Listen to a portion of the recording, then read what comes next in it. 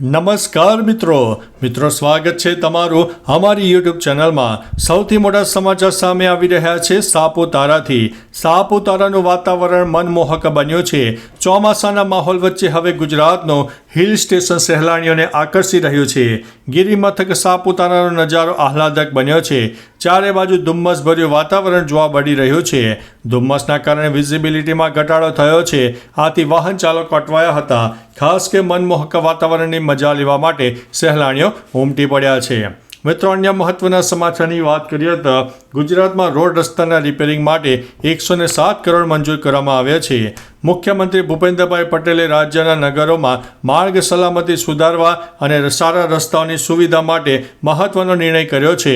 ચોમાસામાં ભારે વરસાદથી થતા નુકસાનીના રિપેરિંગ અને રીસર્ફેસિંગ માટે 149 નગરપાલિકાઓને કુલ 107 કરોડની ગ્રાન્ટ મંજૂર કરવામાં આવી છે। આ ગ્રાન્ટ નગરપાલિકાઓની કેટેગરી મુજબ 40 લાખથી લઈને 1 કરોડ સુધીની હશે, જેથી નાગરિકોને સુરક્ષિત અને સુવિધાજનક માર્ગો મળી શકે।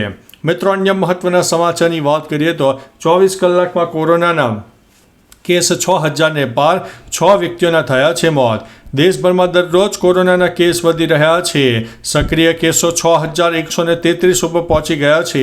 તે જ સમયે 24 કલાકમાં 6 દર્દીઓના મોત થયા છે। આમાંથી ફક્ત કેરળમાં 144 લોકો ચેપગ્રસ્ત જોવા મળ્યા છે। ગુજરાતમાં 105 લોકો અને પશ્ચિમ બંગાળમાં 71 લોકો એક જ દિવસમાં ચેપગ્રસ્ત થયા છે। ચેપના વધતા જતા કેસોને ધ્યાનમાં રાખીને આરોગ્ય નિષ્ણાતોએ લોકોને નિવારક પગલાં લેવાની સલાહ આપી છે।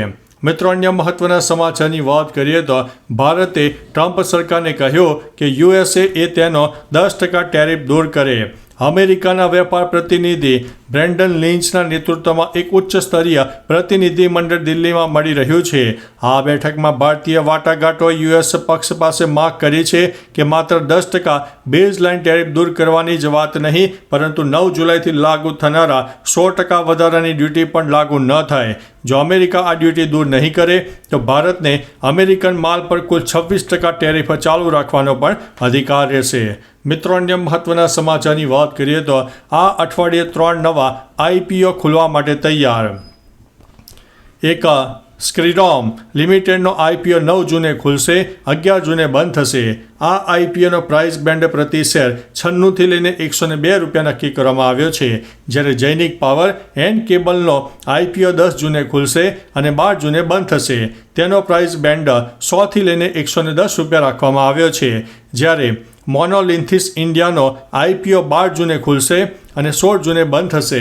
પ્રાઇસ બેન્ડ 135 થી લઈને 143 રાખવામાં આવ્યો છે। મિત્રો, અન્ય મહત્વના સમાચારની વાત કરીએ તો રાજકોટમાં કોરોનાના નવા 9 કેસ નોંધાયા છે। દેશમાં કોરોનાએ પગ ફેલાવ્યો છે, તેવામાં રાજકોટમાં પણ કોરોનાના કેસમાં વધારો થયો છે। રાજકોટમાં કોરોનાના 9 કેસ સામે આવ્યા છે। આથી અત્યાર સુધીમાં કોરોનાના કુલ 95 કેસ નોંધાયા છે, જેમાંથી 44 દર્દીઓ સાજા થયા છે। હાલમાં 51 દર્દીઓ હાલ સારવાર હેઠળ હોવાની વિગતો સામે આવી છે। મિત્રો, અન્ય મહત્વના સમાચારની વાત કરીએ તો ક્રેડિટ સોસાયટીના નામે લોકો સાથે છેતરપિંડી। સમાચાર મળી રહ્યા છે કે ચોટીલામાં ચામુંડા ક્રેડિટ સોસાયટીના નામે ગ્રાહકો સાથે છેતરપિંડી આચરતી હોવાનું સામે આવ્યું છે। સમગ્ર મામલે પોલીસ ફરિયાદ દાખલ કરવામાં આવી છે, જેમાં ગ્રાહકો સાથે 1.80 કરોડની છેતરપિંડી કરવામાં આવી છે। ખાસ કે પ્રમુખ અને એજન્ટો સામે ફરિયાદ દાખલ કરવામાં આવી છે। મિત્રો, અન્ય મહત્વના સમાચારની વાત કરીએ તો એક જ થ્રોમાં બંને બાજુ સ્ટમ્પ ઉડી ગયા। 2025માં ક્રિકેટનો સૌથી આશ્ચર્યજનક રનઆઉટ જોવા મળ્યો, જેમાં વિકેટ કીપરે ફેંકેલા એક થ્રોમાં બંને બાજુના સ્ટમ્પ ઉડાવી નાખ્યા। આ થ્રોમાં નોન સ્ટ્રાઇક પર ઉભેલો બેટ્સમેન રનઆઉટ થયો હતો। મહારાષ્ટ્ર પ્રીમિયર લીગમાં 7 જૂનના રોજ આ સીન જોવા મળ્યો હતો। પુનેરીના વિકેટકીપર સૂરજ સિંધે ફેંકેલા થ્રોમાં હર્ષ મોગાવીર ફ્રીજ બહાર હોવાથી આઉટ થઈ ગયો હતો। હવે આ વિડીયો સોશિયલ મીડિયામાં વાયરલ થયો છે। મિત્રો, અન્ય મહત્વના સમાચારની વાત કરીએ તો હાઉસફુલ 5એ 2 દિવસમાં 56 કરોડ રૂપિયા કમાયા છે। અક્ષય કુમારની ફિલ્મ હાઉસફુલ 5 રિલીઝ થયાના 2 દિવસમાં ભારતીય બોક્સ ઓફિસ ઉપર અત્યાર સુધીમાં 56 કરોડ રૂપિયાની કમાણી કરી છે। નિર્માતાઓ દ્વારા શેર કરવામાં આવેલી માહિતી અનુસાર ફિલ્મે શનિવારે 32.38 કરોડ રૂપિયાની કમાણી કરી છે, જ્યારે પહેલા દિવસે એટલે કે શુક્રવારે તેણે 24.35 કરોડ રૂપિયાનો બિઝનેસ કર્યો હતો। આ ફિલ્મને દર્શકો તરફથી જબરદસ્ત પ્રતિસાદ મળી રહ્યો છે।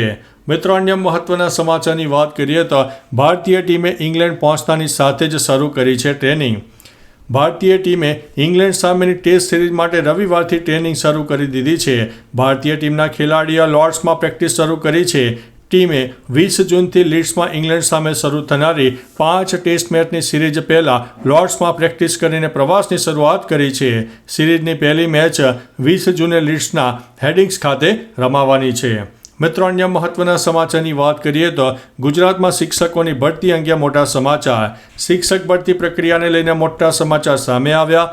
શિક્ષણ મંત્રી કુબેર ડિંડોરે જણાવ્યું હતું કે જુલાઈ મહિનાના અંત સુધીમાં ભરતી પ્રક્રિયા પૂર્ણ થશે. કુબેર ડિંડોરે દાવો કર્યો છે કે તેમણે જણાવ્યું છે કે 2200 આચાર્યોની ભરતી પૂરી થઈ ગઈ છે. આ સિવાય 2260 શિક્ષકો હાજર પણ થઈ ગયા છે. જુલાઈમાં પૂરેપૂરી ભરતી પ્રક્રિયા પૂર્ણ કરાશે. મિત્રો, અન્ય મહત્વના સમાચારની વાત કરીએ તો કોંગ્રેસની કોર કમિટીની બેઠક.